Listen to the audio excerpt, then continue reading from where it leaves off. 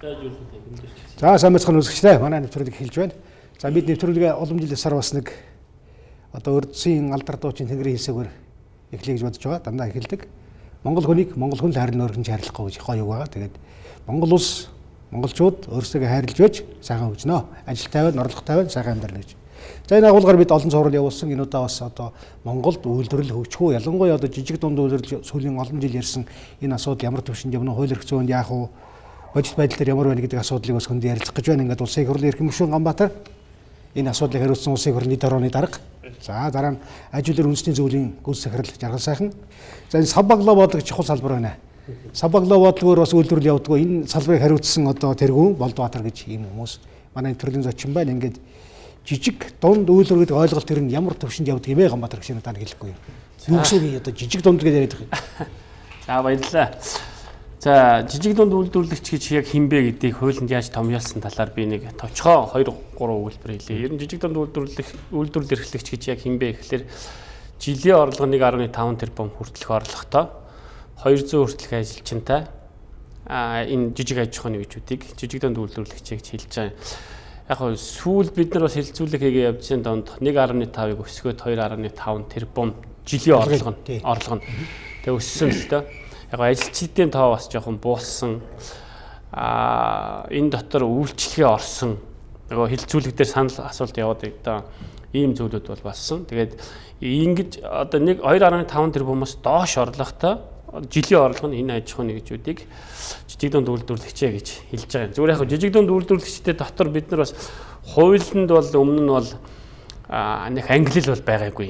Жижиг гэж хэнийг хэлээд байгаа юм, дунд гэж хэнийг хэлээд байгаа гэсэн ангилал бол байгаагүй. Тэгэхээр бид бас жижиг, бичил, дунд гэж ангилж байгаа. Яг за өршөлдөх чадвартай гэвэл бас манай хуулиас арай гараа явчихна одоо. За энэ бол тодорхойлт гэсэн үг тий. За энэ маань одоо Монголд эдийн засгийн ямар байр суурьтай байна одоо хариулах уу та хэлэх үү эсвэл та хэлэх үү? Байр суурь нь. Одоо энэ үйлдвэр хэд байна Монгол? Гэхдээ яг би яг үйлдвэрийн тоог нь манай үйлдвэрлэгч нар хариулах бах. Би зүгээр 850 мянган хүн. За яг төр бол засаг бол 750 мянган хүн энэ салбарт ажиллаж байна гэж байгаа. За би болохоор яг өөрөө бас нөгөө одоо судалгаанд хамрагдаагүй жижиг дунд одоо тайлан балансаа одоо гаргаж өгөхгүй тэр аж ахуйн нэгжүүдийг нэмээд 850 мянган хүн энэ салбарт одоо ажил хөдөлмөр эрхэлж байна гэж дүгнэж байгаа юм.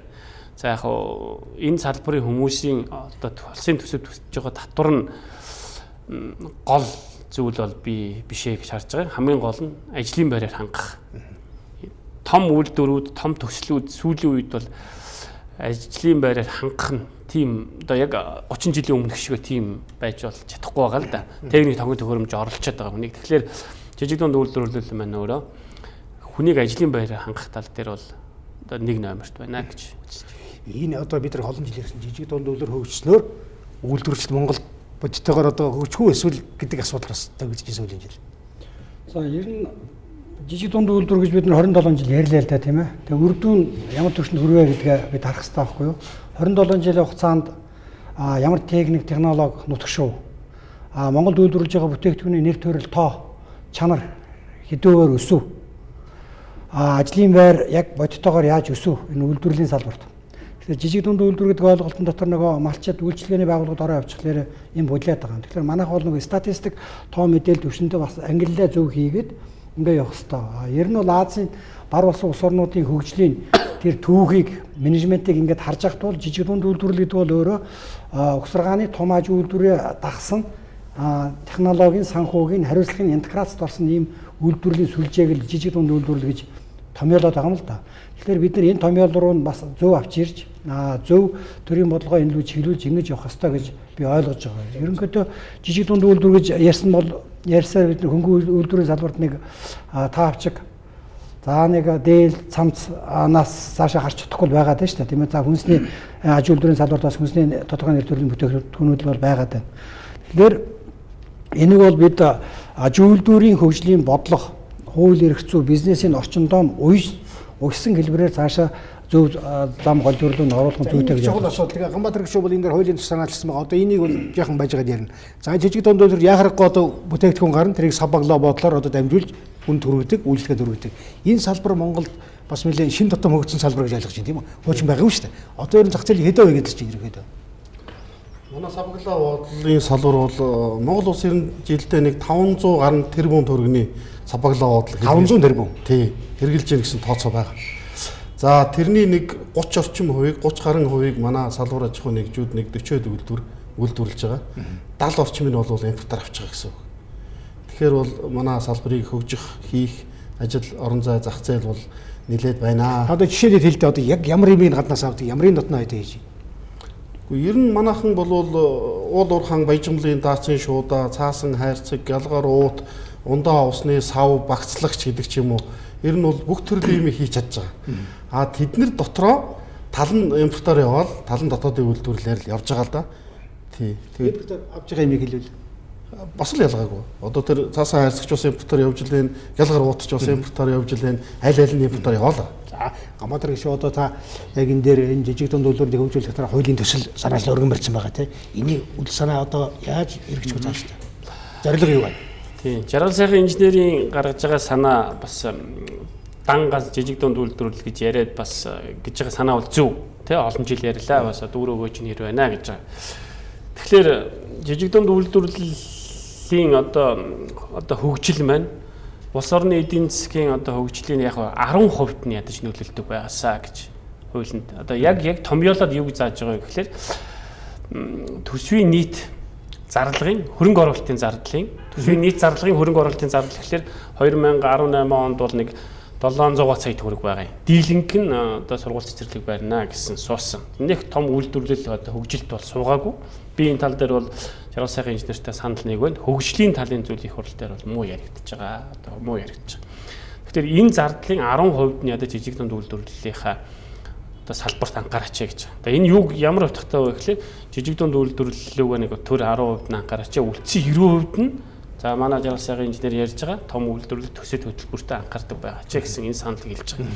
За ийм том хөтөлбөр төсөл хөтөлбөрүүдэд дан анхаарад жижиг дунд үйлдвэрлэлээ хийчихлээр нөгөө ажлын байр байхгүй болчихж байгаа байхгүй. Тэгэхээр хар дэргэд маань энэ хөтөлбөр маань 5 жилийн дараа үр ашиг өгөх 10 жилийн дараа үр ашиг тэр хүртэл яаж энэ жижиг дунд үйлдвэрлэл эрхлэгч нар маань бас цалинтай орлоготой ажиллаж амьдрах вэ гэж.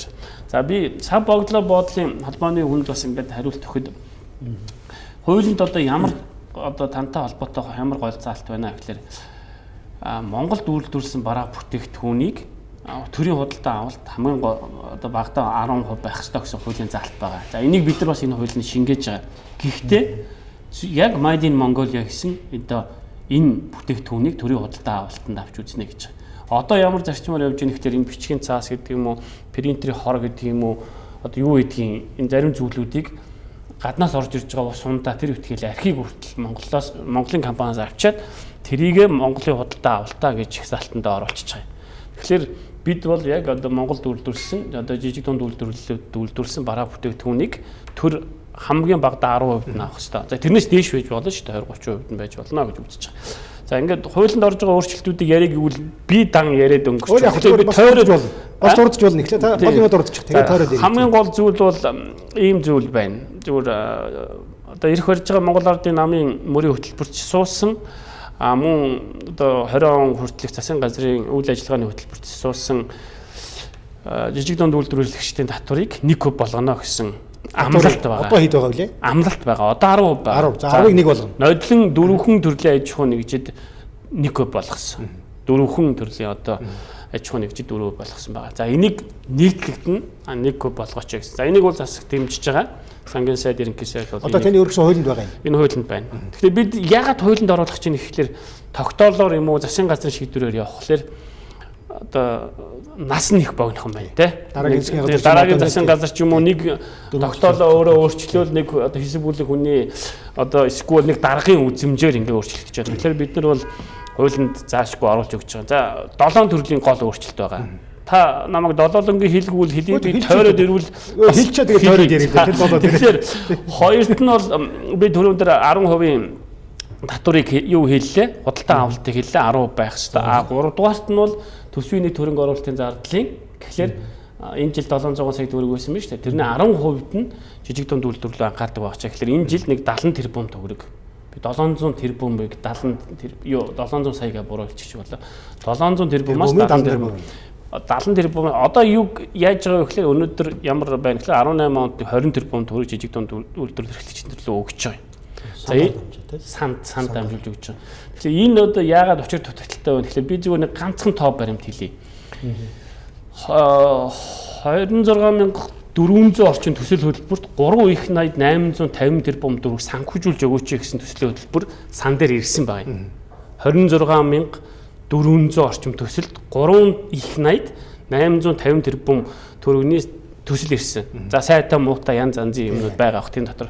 Тэгэхээр түүнээс шийдсэн нь болохоор ерөөсөө 800 тэрбумын шийдсэн гэсэн. Тэгэхээр иргэд байна жижиг дунд үйлдвэрлэл хөтөлбөрт эрхлэе. Ажил хөдөлмөр хий. Ирмэлзэл их байна. Ирмэлзэл байна. Шийдэж байгаа шийдэл нь 3 их 80-ийн 850 гэхлээр чинь цаана 3 их 80 төгрөгийн санхүүжилт бол дутаад байна гэсэн үг тийм байх ёстой гэсэн үг. Тэгэхээр энийг бол бид гадаадын одоо жижиг дундын одоо юунууд их маш олон талаас нь судалсан. Би 5 элчин сайттай өөрөө бичсэн уулзсан. Тэгэхээр хамгийн гол туршлага хаана байна гэхлээр Казахт байна. Их ойрхон туршлага бол маш эрчтэй хөгжсөн юм. Энэ яаж хөгжсөн бэ гэхлээр томорсон аж ахуй нэгжүүд нь том төсөл хөтөлбөр хэрэгжүүлсэн. Ялангуяа банкнууд буцалгүй тусламжаар 50% мөнгөний санхүүжүүлт юм байна. За 50% төр өгдөг юм байна. Тэгээ ингээд нэг корпорац хэлбэрээр санга байгуулт юм байна. Одоо монголоор бол сан л да тий. Тэргээр корпорац хэлбэрээр байгуулдаг. Тэгээд нэр нь дамуу үйлдэл, татуу үйлдэл тийм нэртэй. За тэр нэр бол намаа. Тэр хүмүүс тэр байгууллага маш үр ашигтай ажилтдаг юм байна. Яадаг вэ гэхээр төрийн одоо нөхдүүд уцтаад энэ хүнд өгөөрөө тэр хүнд өгөөрөө гэдэг энэ ажиллагаа бол зогсдөг юм байна. Яагаад тэгэхээр чинь 50 хувийн компани санхүүжилттэй 50 төрийн учраас энэ ингээ зогсдөг юм байна. За тэгээд хувьяасаа ирж байгаа төрөөс ирж байгаа хүмүүс хоорондоо ингээд нэг 5 6 хүн сууж хагаад жилээр нөгөө төлөв нь өөрчлөгдөө. Тэгээд төслийн хөтөлбөрөөр шалгуулаад зээлээ өгөөд зээлийнх нь иргэн төлөлт нь 90-тэй шувьтай юм байдаг юм байна. Айл ялалда хариуцлага хүлээгээд явах юм шүү тийм байна. Бид бол энийг хэрэгжүүлэх нь зөв гэж. Тэг мэдээж энэ бол өөрөө бас сул талтай одоо янз янзын талтай. Тэгээ бид одоо дараагийн хуулинд оруулж байгаа хамгийн гол өөрчлөлт бол одоо агентлаг байх ёстой гэж үзэж байгаа. Агентлаг байхын ач холбогдол юу вэ гэхээр өнөөдөр жижиг дунд үйлдвэрлэгчдээ зээл авъя гэхэлэр одоо тайлан баланс нэгдэг, барьцаа өрөнгө нэгдэг ийм зүйлүүд байгаа. Барьцаа өрөнгөгүй тайлан балансгүй бол одоо ч агентлаг байгаа шүү жижиг дунд. Үгүй одоо агентлаг байсан. Таныг байх тул байсан баг. Одоо яамны нэг 7 үнэтэй тэр үл шийдвэр гаргах ямар ч боломж байхгүй. Тэгэхээр за одоо сайд жоох уучлаарай гэж хэлээ зүгээр сайдын үзмжээр л явж байгаа л одоо асуудал байна. Тэгэхээр энийг засахын тулд хуулинд өөрчлөлт. За би 3-ын дараа нь хэлээ. Тэгэхгүй би нэг удаа ярих. Тэгэхээр жаргал сайхан инженерийн хөдөлгөөр бидний ярьсан сэдв бол хөргөн юм аа. Тэгээд яг ер нь шүү дээ. Үйлдвэрлэлийг хөгжөхөд одоо саплай хийдэг тийм ээ. Дэмждэг жижиг үйлдвэрүүд байх хэрэгтэй биз дээ. Онлайн хэвд. За ер нь бол юу л да одоо энэ жижиг дунд үйлдвэр хуулийн концепц нь бол яаж явах ёстойг бол за мэдээж нэгдүгээр нэг ажлын байр бий болгох тийм ээ түгээмэл ажлын байр тал руугаа ингээ явж болно. Нөгөө талдаа энэ жижиг дунд үйлдвэрүүд өсөж боожж одоо хүн чинь хүүхдээс одоо залуу тийм ээ эдгээр ингээ хөгждөг шүү. Яг тэрнтэй адилхан энэ үйлдвэрүүд өсөж хөгжих тэр концепцийг нь бас суулгаж өгөх ёстой гэж би харддаг. Нэг хоёрдугаарт яагаад энэ жижиг дунд үйлдвэрлэлийн маань өөрөө хөгжиж чадахгүй тийм ээ боожж чадахгүй томорч чадахгүй байна вэ? Яагаад жижиг дунд үйлдвэр гэдэг энэ асуудал эргээд өрхийн үйлдвэрлэл рүү доош унах гэдэг байна вэ гэдэг дээр бид анализ хийж харах хэрэгтэй байхгүй юу? Тэгэхээр анализ хийгээд харахад эрдээсээ бид энийг цогцоор нь гэж хийхгүй бол зөвхөн зээл өгснөөрөө тодорхой тоног төхөөрөмжийн дээр хөнгөлт үзүүлснээр энэ асуудал явахгүй байна.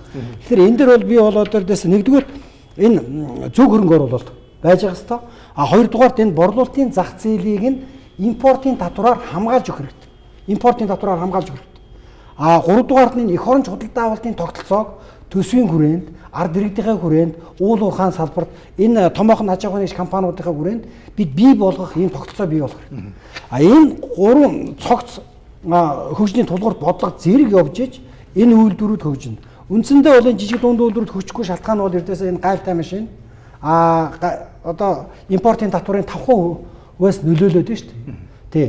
Тэгэхээр одоо энэ бүс нутгаас орнууд руу бид нар бараа бүтээгдэхүүнээ гаргая гэхэд одоо Хятад руу гаргахад 17-оос 125% татвартай байна. Орос руу бид нар бараа гаргая гэхэд 20-оос 75% татвартай байна. Солонгос руу бараа гаргая гэхэд 10-аас 200% татвартай. Энэ ус орнуудын бараа бүтээгдэхүүн манай Монголын зах зээл рүү 5% татвартай, аль эсвэл гайлтай болон чингэлэгтэй гайлтай чингэлгээр ингээд орж ирээд энэ үйлдвэрлэгчдийн борлуулалтын зах зээлийг булаагаад авч байгаа байхгүй юу? Тэгэхээр борлуулалт байж аж үйлдвэрлэл хөгжинэ. Тэгээ тэр утгаараа л одоо энэ борлуулалтын зах зээлийг хамгаалах асуудлуудыг бас давхар ингээд шийдэж явахгүй бол хөгжихгүй юм байна гэдэг нь бол харагдаад байна шүү дээ. Энэ одоо их бид нар олон ярьсан да. Тэгээд таны хувьд одоо ингээд гаднаас орж ирж байгаа татваргүй тийм ээ. Галийн төр багтаа орж ирж байгаа юм бол дотоодын үйлдвэрлэгчийн бод цогч ийн гэдэг дээр л их ярих юм. Үнэн үү те? Та үйлдвэрлэгчийн хувьд юу гэж бодож байна? Ер нь үнэн шүү дээ. Яг амьдрал дээр байгаа гол одоо шаардлагуудын дутагдaltaй юмнуудын нэг нь хүн л дээ. Тэгэхээр жижиг дунд үйлдвэр хөгжихэд яг гол одоо 2 3 хаан зүйлийг нэрлэж одоо юун цаад болоод байгаа гэж асуух юм бол одоо нэгдүгürt санхүүгийн асуудал тун хэцүү. За их үсв тий. Гişүүрлээ тэр үн тий. Тий. Одоо чинь банкны хүү хэд байгаа вүлээ тий. Жижиг дунд үйлдвэрт зарцуулъя гэж одоо санаачилж байгаа сан мангууд маань одоогоор мөнгөгүй байж гин. Энд тэндээс босгосон бондууд маань нэг удаа орж ирээд тараад алга болчихж гин. Тэгэхээр санхүүгийн асуудал нэг номерт байхгүй. Хоёрдугаарт төрийн зохицуулалтаар бас нэг шийдчих жижиг юмнууд бас үнэхээр дутагдчихэв. Тэ зүгээр би ганцхан жишээ хэлье. Манай холбоонд энэ Баяжмлын шуудаа үйлдвэрлэдэг 7 аж ахуй нэгж байгаа. 7 аж ахуй нэгжийн 6 нь Улаанбаатарт үйл ажиллагаа явуулж байгаа. Тэрэнд нэг 500 орчим хүн ажиллаж байгаа. Тэгсэн одоо саяхан яасан гэсэн чинь энэ Өмнөгов аймгийн гихэн оюутлогоотой санамж жишг байгуулад энэ одоо бас буруу биш л дээ. Орон нутаг. Энэ дотроо орон нутгаас авах 14 нэр төрлийн бараа бүтээгдэхүүнийг заавал орон нутгаас авна гэж заачиж байгаа. Тэрэн дотор нөгөө Баяжмлын шуудаа явж байгаа. Тэгэхээр нөгөө орон нутгаас авах 14 нэр төрлийн бараан дотор чинь өмнө говьд нөгөө доосын шуудааны үйлдвэр нь байхгүй Улаанбаатар 6 үйл ажиллагаа явуулж яадаг. Тэгэхээр Улаанбаатарт байгаа 6 үйлдвэр зогсчих гээд болохгүй. Орон нутгаас авах гэхээр чинь нөгөө дарга нар чинь айгүй бол би хийгээл одоо цүнхэндээ компанитай нөхдөд чинь нэг нэгээр нь аваад тэгээд урагшаа гараад хятадаас зөөж ирэх асуудал гарч байгаа байхгүй. Тэгэхээр энэ мэтчлэн нэг жижиг ийм детальны юмнуудыг зохицуулаад ингээ явуулаад байх юм бол бас одоогийн байгаа үйлдвэрлэлийг доош нь чангаахгүй, дампууруулчихгүй ийм юмнууд бас байна. Тэгэхээр хоёр дахь шаардлага нь бол энэ, гурав дахь шаардлага нь бол бидний яриад байгаа энэ дотоодынхаа зах зээлийг хамгаалах бодлого байхгүй бол бид нар чинь одоо хятадын бизнесийн орчин шал өөр. Жишээ нь одоо жилийн 2-3% хүүтэй мөнгө авч байна. Монгол улс руу бараагаа оруулахад сайндаа 5% гайлын татвар, нөөт 10% төлж байна. Харин эсрэг бид нар одоо гадагшаа экспортод үйлдвэрлэлийнхаа бүтээгдэхүүнийг гаргая гэх юм бол 60-70% татвартай. Тэгэхээр одоо бид нар чинь бас энэ дэндээс зөндөө туршлага судалж хоримтлуулдаг юм чинь улс орнуудын туршлагыг судлаад бас дотоодынхаа зах зээлийг хамгаалах бодлого байх ёстой л гэж бодож байна. Энэ одоогийн бол агшин яг асуудал шүү. Ер нь бол олон гишүүд дотоодын зах зээлээ хамгаалах талаар санаачлаг гаргаад импортын татвар дээр чаддаг зүйлүүдэн дээр нь импортын татварыг нэмье гэдэг дээр санал гаргаа явуулж байгаа. Тэгэхээр тэдний дунд ч гэсэн бий байгаа. Тэгэхээр яг чаддаг зүйлүүдийн судалгааг маш нарийн гаргах хэрэгтэй л дээ. Одоо яг гадны зах зээлээс хамгаалах. Тэгээ өөрсдөө хийж чаддаг юм өөрсдөө хий. Хоёр талтай юм байгаа юм. За хэрвээ ингээ хавтгаар болох юм бол Монгол бас хамгийн үнэтэй бас болно. Хэлийн цайн хамтхан, хэлийн наан үнэтэй. Тэгэхээр энийг бас одоо яг алиг хамгаалах вэ? За Япон улс бол будаагаа хамгаалж штэ тий. Энэ бол одоо гадаад байна уу яасан ямар ч гэсэн өөрсдөө. Ямар ч байсан л одоо энэ олон зуун жил үйлдвэрлээд ирсэн будаа. За Европын холбоо гэхэд одоо хөдөө аж ахуйн бүтээгдэхүүн одоо тэр сүүс үн бүтээгдэхүүн бяцлагдаа дандаа татаас өгдөг байх жишээ нь тий. Тэгэхээр өрсөлдөх чадвартай болгож байгаа. Татаас өгөхөө болонгууд бүгд гудамжинд гарч агсаал сүүгээ хасгаал бяцлал ингээл хэлж байгаа юм л. Тэгэхээр энэ дээр бид нар яг алийн тэмцэх вэ? Хүчин чадал маань нөгөө хүнжлийн хэрээр хөлөөж ийн гэ бид нар хаана хүрэх вэ? Бас нэг зовлонтой зүйл бол бид бас одоо олон улсын конвенцэд нэгдсэн хүлээс үүргүүд бас байгаа. Тэдээс дээш гарахгүй худалдааны байгууллагууд илсэн. Гэтэ худалдааны байгууллага илсэхдээ бас амлсан зүйлүүд их байдаг юм байна лээ. Тэр амлахтаа жишээлбэл Хятад бол бараг 64% татвартай байж болно гэдэг одоо ордог юм л да. Дэлхийн худалдааны байгууллага илсэхдээ. Монгол бол 24-өөс илүү байхгүй гэдээ орсон байх жишээний тий. Тэгээ энэ мань өөрөө биднэрт бас сая тавг болж байгаа юм байна. Гэхдээ хууль тогтоомжийг бол бид бас хийж болсон юм чи өөрчлөх боломжтой байхаа. Тэгэхдээ энэ дээр нэг зүгээр хоёр зүйлийг би ингээд автаад хэлэхэд бүсчилсэн байдлаар одоо төрийн одоо би зүгээр жижиг дундын зээл бол 7% тал гарч байгаа. Жилийн 7%. Тэгээ мөнгө байхгүй олдоц байхгүй. Мөнгө байхгүй олдоц байхгүй. Тийм. Гэхдээ ер нь бол мөнгө бол бага хэмжээгээр бол өгөгдөж байгаа. Хангалттай хэмжээр болж чадахгүй. Би түрүү хэлсэнтэй 3 их 800 тэрбумын хүсэлт ирэхэд нэг 800 тэрбумд л өгсөн байх жишээ нь. Гэтэ яг өгч одоо чадсан уугүй юу? Би зүгээр 4 жилийн юмыг бас айхтар шүүмжлэмээргүй байна. Баян хонгорын гэлүү говьалтан гэлүү нэг сум дээр йогуртны үйлдвэр байгуулад бараг 3 сарын дараа дампуурсан гэлүү нэг иймэрхүү юм яригдсан. Тэгэхээр ийм байдлаар бол мөнгийг зарцуулна бол арай боломжгүй л дээ. Тэгэхээр би зүгээр хуулинд юу зааж байгаа вэ гэхээр одоо шилэнгэд үйлдвэрлэдэг бүтээгдэхүүнүүдэд нэг л төрлийн одоо шилэнгэд одоо чадж байгаа бүтээгдэхүүний нэг л төрөл дээр нь төр дэмжээ. Тэгэхээр дөрвөө ингээд өрсөлдөөнөөрөө эн чинь аж ахуйн нэгжүүд өөрсдөө явна шүү дээ. Тэгэхээр одоо дорнодод юм уу өмнө говьт юм уу одоо баян үйлгээд юм уу увсад юм уу брэнд бүтээгдэхүүнүүдийг гаргая. Тэн дээр жижиг дунд үйлдвэрлэгчдэр нэг бүтээгдэхүүн нэг л зээлвэл. Тэгэхгүй бол ингээд нэг бүрээд голт үйлдвэрлэдэг 10 төрлийн үйлдвэрт харууланд нөхчлөөр харуулаа. Одоо борлуулалт байхгүй өрсөлдөд ингээд явчихж байгаа. Тэгэхээр одоо жаргал сайхан инженер бол сайн мэдж байгаах. Ер нь бол хятад бол хувийн үйлдвэрлэлүүдийг хийхдээ нэг төрлийн том үйлдвэр, нэг хувийн үйлдвэр ингээд баг өөдөөс нь хараад опшн нэгээд үйлдвэр ингээд барьчдаг. Тэгээ нөгөөдөл нь одоо бие биенээсээ ингэж боломжийг гаргаад өгч нь бие биенээсээ давж өрсөлдөн нэг нь төрийн үйлдвэр, нөгөө нь хувийн үйлдвэр. Тэгээд тэр өрсөлдөө их сайн байд юм байл л тийм. Гэтэ яг тэр бол төр засаг нь арай өөр бид нар зохицгүй юу гэдэг талаар зөндөө юмнууд байгаа. Тэгэхээр за таны асуултанд хариулах юм байна. Би бол жаргал сайхан инженерийг танаас сонсож байна. Тэгээ их хурлын гишүүн болохоор ч ингээ их удаа хэлэх гэдэг зогсож байхгүй ярьсаар байна. Одоо бол жаргал сайхан инженерийг асуулт дандаа тавьдیں۔ Гаднаас орж ирж байгаа юм болохоор татвар байдгүй. Манай юм гарах гадагшаар татвар өндөртэй. Та нэг асуудал хариулт авахгүй. Энэ одоо хизээ яаж зохицуулах хэрэгтэй бэ? Одоо ерөнхийдөө бид нар бас юу энэ олон улсын конвенцуудад нэгдэхтэй ч юм уу жаахан туршлага муутай тийм ээ. Юмыг бас нэг ойлгоогүй, анзаараагүй нэг ийм л байдгийн байх гэдэг өнцгөөсөө манай одоо энэ үеийн улсын их хурлын гишүүд тухайн олон улсын конвенц нэгдсэн байгаа л да. Тэгээд нэгдсэн ингээд бизнесийн орчингийн ингээд эргээ харахаар ерөнхийдөө Монгол улсыг эдийн засгийн тийм 20 гаруй хэмжээнд оруулах хэмжээний татварын орчин манай бүс нутагт байгаа байхгүй юу? Тэгэхээр эрдээс энэ бүс нутгийн импортын татварын балансыг бариулах асуудал бол энэ улс их хурлын бас нэг чухал асуудал байгаа.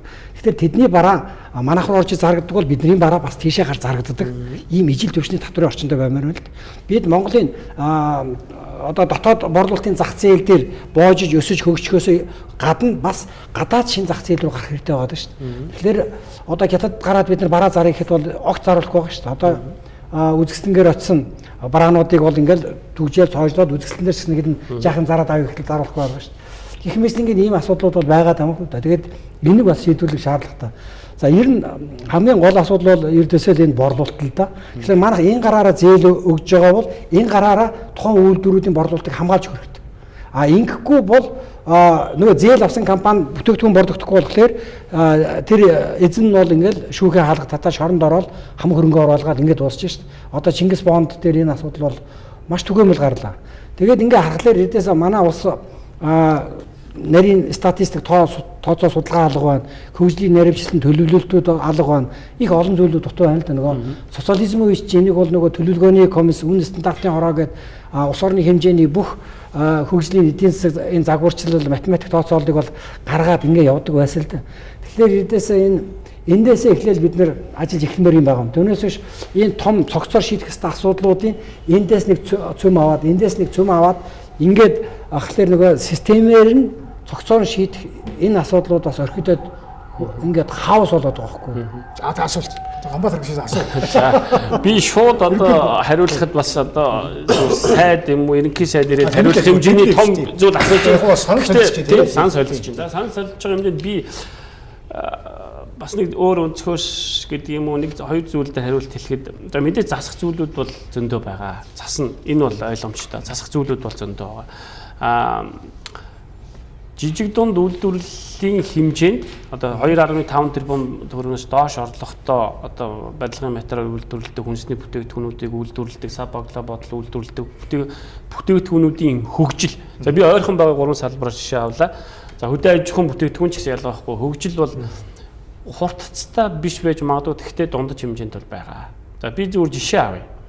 Барилгын салбарт бол одоо 5-6 жилийн өмнө одоо энэ шохоо, замаасаг, будаг одоо бүх зүйлийг гаднаас авдаг байсан бол өнөөдөр бол шохоо, замаасаг, будаг, цавуу, бэлтааны цавуу, бүх зүйл зогссон.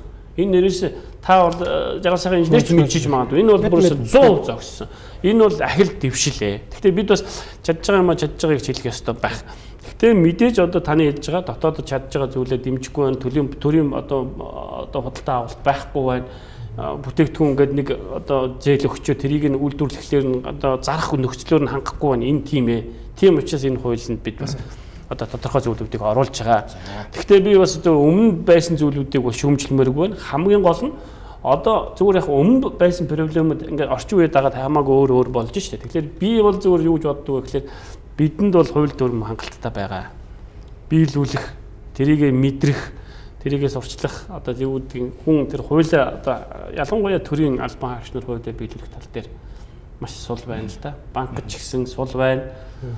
Яам тамгын газрууд сул байна.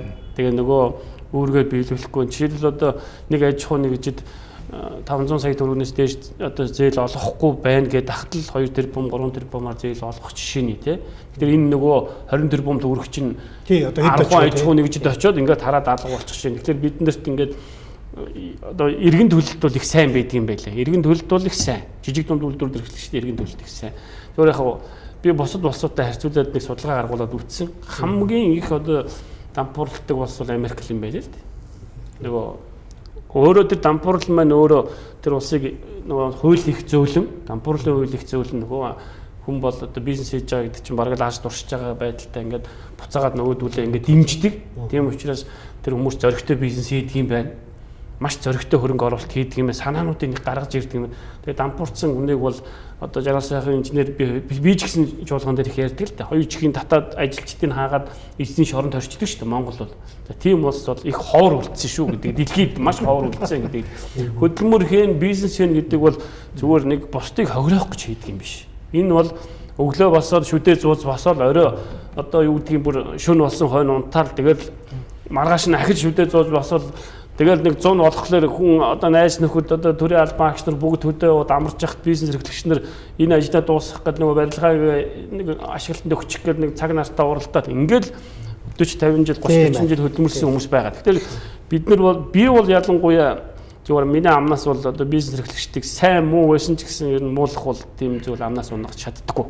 Тэгээ энийг бол одоо хэлчихэд тэгэхээр тийм учраас надад одоо жижиг дундын дэд хороог ахал гэж оногдуулсан баг. Тэгээд энэ хүрээндээ би бас энэ хуулийг бас яг одоо өөрөө дунд нь байсан одоо дундаас нь гарч ирсэн хүний хувьд бол энийг би бол ингээд дайрал өнгөрсөн л да. Энэ хүний хувьд бол би бас энэ хуулийг бас гаргаад өгч юмсан гэсэн одоо бодсон. Холбоотой тэргүүний хувьд та нэг сайхан асуулт тавьж. Одоо зах зээлийн 30% гэдэг бол хангалттай байна тийм үү? Тийм. Энэ одоо тэгтээ 30 бас өмнө байгаагүй шүү дээ манай самбаглаа бодолч. Маш гүн байсан тийм. Ер нь моос. Моос гэх. Айн дэвшил бас явж байгаа тийм үү? Тийм. Уучин манай салбарыг бас авч явж байсан улсуудтай ингээд ярилцахад бол самбаглаа буудлын салбарыг бол налаахан шилний үйлдвэр эсвэл нөгөө зөвлөлт толгойд тусаас орж ирдэг байсан 20 мөнгөний модон хайрцгаар дахин ашиглах засгийн газрын нэг тийм тогтоол могтол гарч ирсэн. Тиймэрхүү одоо эрх зүйн бичиг баримтын хэмжээнд явж ирсэн. Тэгээд дунд үедээ бол манайхан бас хэвлэлийн салбартаа нийлээд бас цухихгүй болсон. Тэгээд сүүлийн үед аргагүй одоо үйлдвэрүүд хөгжөөд тусдаа салбар бий болохоос аргагүй болсон. 30-40 үйлдвэр гэдэг чинь нэг салбарыг тодорхойлох хэмжээний хүчин чадал бий болж байна. Тэгээ эргэлтийн үед ч гэсэн 500 тэрбум гэдэг чинь бас муугүй. Тэгээд энэ байдлыг харж үзээд бид нар бас зүгээр суугаагүй. Тэ засгийн газартайгаа ярьж агаад самбаглаа буудал үндэсний хөтөлбөр гэж бид нар батлуулсан. Тэ энэ дотор бол үйлдвэрүүдийг дэмжих талаар за энэ гайлын одоо импортын босхийг тогтоох талаар, тоногдох хөрөмжийг үйлдвэрийн хүчин чадлыг нэмэгдүүлэх талаар, лабораторийн асуудлаар гэдэг ингээд хадаглал нөгөө манай малчтын одоо хэрэглээд байгаа сүү цагаан эдийн нөгөө цинкер ногоон каниструуд биш үү? Тэгээ одоо эднэрийн чинь хүртэл одоо бүгднгийн устдахыг гээл.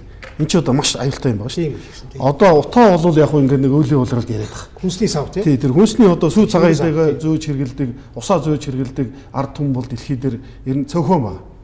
Арабын улсууд байгаа юм, энтхэг байгаа юм, тэгээ Монгол байгаа.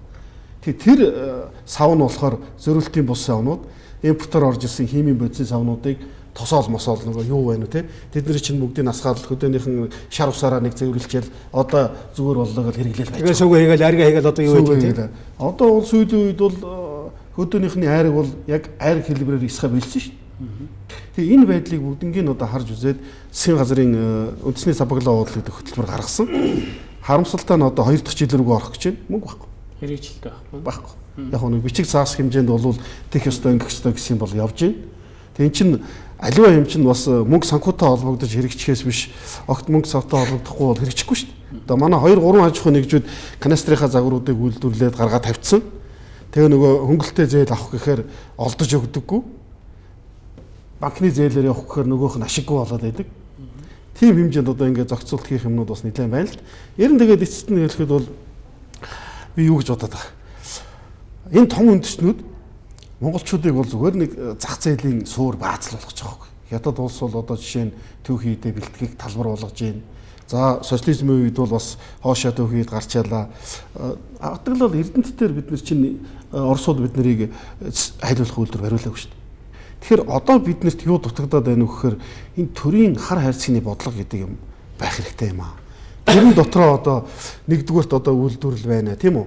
Одоо дараа нь ингээ шат тараас ямар арга хэмжээ байна уу? Тэр хар хайрцагны бодлогод орсон л болвол тэр дэлхийн худалдааны байгууллагатай тохирсон гэрээмээр ямар хамаа байна уу? Тэр мэрийг өөрчлөх л ёстой байхгүй.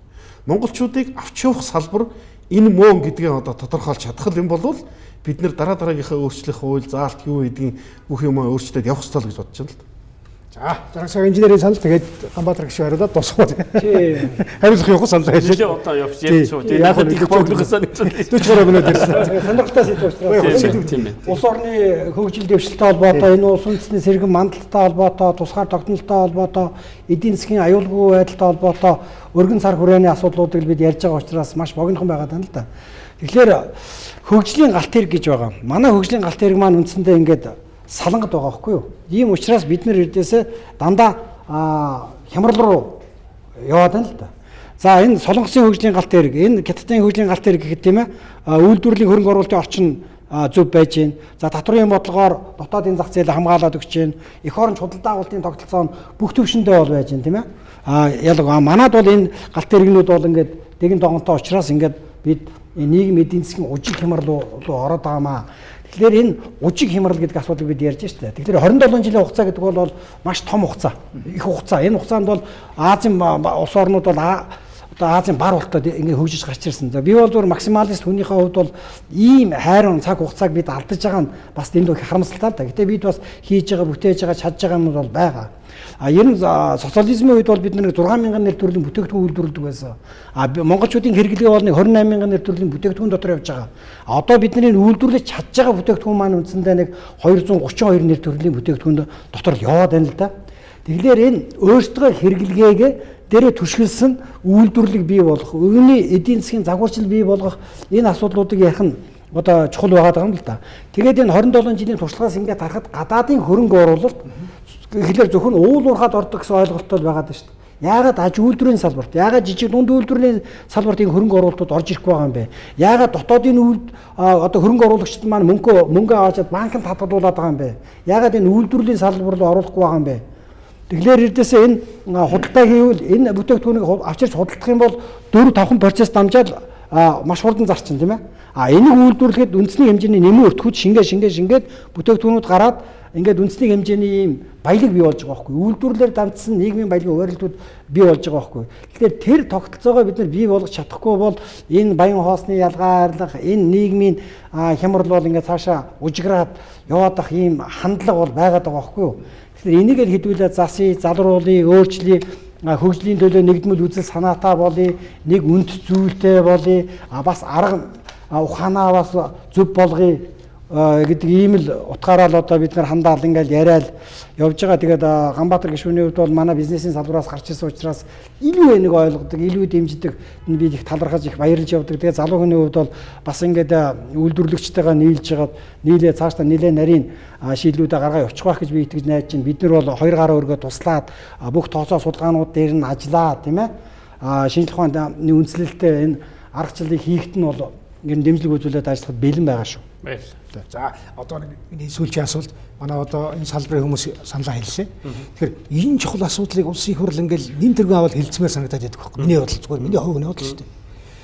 Тэгэхээр яг зөвхөн хүмүүсийн хувьд бол ингээд их хурл хууль батлах хэрэгтэй. Мэдээж яг одоо олон төрлийн хууль байдаг. Онцгой нөхцөл нийтийн засгийн асуудал дээр ингээд анхаарал баг тавьж ирэх гэж боддог. Та юу гэж боддог вэ? Баярлалаа. Би бас одоо Болдбаатар тэргүүн Жаргал сайхан инженертэй бас одоо нэвтрүүлэлт хамтдаа оролцож бас байгаадаа баяртай байна. Жижиг дундын хуулийнхаа би нэг төгсгөлийн үгийг хийчихье. Жижиг дундын хуульд одоо хамгийн гол одоо өгөөж би юу байна гэж харж байгаа вэ гэхээр одоо дөнгөж сургууль төгсөж байгаа, эсвэл одоо нэг бизнес хийх гээд ч юм уу оролдох гэж байгаа хүмүүст бас тийм одоо сэтгэлийн дэм гэх юм уу одоо тэр одоо тийм өгөөш өгье гэж. Өгөөш гэдэг нь одоо тэр бизнес хийвэл танд боломж байна шүү гэдгийг харуулж байна. Тэгэхгүй бол одоо хүүхдүүд ямар байна гэхээр би нэг 2000 онд ингээд хүмүүс орж ирэхлээр нэг машин угаалгын газар ажиллуулчих, дугуй засвар хийчих, одоо танаа дээр нэг юм аптек ажиллуулчих, ийм нэг жижиг савлгааны юм байна, бууз манш бооч. Одоо хүүхдүүд тэгж ярихгүй байна л. Та сангийн сайдыг таних уу? Та гадаад яамны сайдыг таних уу? Та тэр сайдыг хэлж өгөөч, энэ сайд хэлж өгөөч. Би ийм ажилд орох тийм ажил. Тэгэхээр энэ маань өөрөө яг одоо Жаргал сайхан одоо инженерийн хэлснээр буруу зам руугаа яваад байна. Тэгэхээр хууль маань өөрөө дөнгөж сургууль төгсөж байгаа одоо ингээд тэтгэврт гарч штэ. Тэр хүмүүс ч гэсэн жижиг бизнес эхэлж болно штэ. Тэр хүмүүст бид бас тодорхой хэмжээний таатай орчинд мөрдүүлээд боломжтой. Танд ийм боломж байгаа шүү. Танд ийм боломж байгаа. Танд ингээд эхлэх юм бол та энэ хуулийн дагуу явах юм бол та төрийн албан агч нарт дарамтлуулахгүй. Та жилдээ нэг л тайлан гаргана. Та 1% одоо татвар төлнө. Та 7% жилийн 7% зээлтэй зээлэнд хамрах бүрэн болно. Тэрний сайн ажлын байр бий болно. Тэрний сайн баялаг үт. Тийм тэр хүн 4 хүнийг ажлын байртай болгоход ер нь бол би тэр баярлж байгаа ш. Төр бол баярлахад өстой байхгүй 10 20 30 40 биш 4 хүнийг ажлын байр. Тэгээд нэг 4 ажиллуулахлаар нэг нь нэгтлэнгийн туслах бойш байя. юм хийдэг хүн. Тайлан 1% татвар авахгүй ч 4 тайлангаа болёо. Нэг л удаагийн тайлаа авдаг болжоо. Яг нэг бодтой зүйлүүдийг ярьж байгаа. Гэхдээ мэдээж одоо Болдбаатар тэргүүний Жаргал сайхан инженерийн одоо таны одоо ярьж байгаа зүйлүүд бол үнэхээр Монгол одоо нийгэмд одоо нэн тургуунд хэрэгжүүлэх гэж байгаа зүйлүүд бол байгаа. Би зүгээр Жаргал сайхан одоо инженерийн хамгийн сүүлд хэлсэн одоо тэр одоо үйлдвэрлэлийн одоо явцтай. Энийг бид үйлдвэрлэхгүй гаднаас худалдаж аваад одоо энэ үйлдвэрлэхгүй гэж бид ер нь үйлдвэрлэгч бас биш вэ? Жижиг одоо яаж цаашаа өгч вэ? Тэгэхээр би бол одоо манай Болдбаатар тэргүүн ч гэсэн хэлсэн. Юу вэ гэхээр ядаж за ингээл 300 400 брендийн бүтээгдэхүүнтэй байха болио л та. Ядаж нэг 30 юм уу 3 тийм брэндтэй болох юм. Монголд одоо ийм л зүйлийг хамгийн сайн хийдэг шүү. Тийм ээ? Тэрийг л одоо Монголоос одоо Швейцарын жишээгээр тийм үү? Тийм. Бяцлаг, худаг, банк. Тийм. Бусдын бүгдийг импортлж байгаа заадвал чи. Таадвал чи маха авж байгаа бүх юм сүү мүү бүх юм авж байгаа. Гэхдээ чаддаг юм өөрөө чадаад тэрүүгээрээ брэнд болох. Биднэрт бол тэр зам бол байгаа. Израиль гэхэд бол тодорхой одоо зэвсэг технологи дээр л гол анхаарч байгаа. Бусад бүх юм авж ил тэд нар бүгд. Тэгээ бид бол дотооддоо бүгдийг нээж бол чадахгүй гэдэг нь ойлгомжтой. Гэхдээ яг 30 нэр төрлийн брендтэй л болмоор байна. Тэ? Одоо жагаа ахын тэр автобус одоо тэр автобусыг дагаад одоо бид бас олон жижиг дунд үйлдвэрлэлүүдийг хөгжүүлэх боломжтой. Одоо юу вэ тийм? Яг тэрний одоо supply тэрний нийлүүлэгч одоо Монголын жижиг дунд үйлдвэрлэгч нар байгаасаа л гэж хүсэж байгаа. Тамины асуултанд хариулсангүй. Их хурл яг ийм асуудлыг хэлцэх ёстой юу? Одоо цагаалдаа л байна гэж хүмүүс яриад байдаг байхгүй. Онцгой юм дээр л одоо анхаарал их төвлөрөхгүй байна гэж зарим хүн хэлсэн. Би зүгээр одоо их хурлын шүүмжлэх нь аашиг. Гэхдээ ер нь бол хөгжил ярьдаг одоо яг бодиттой зүйл ярьдаг дэд хороо эдийн засгийн банк ороо.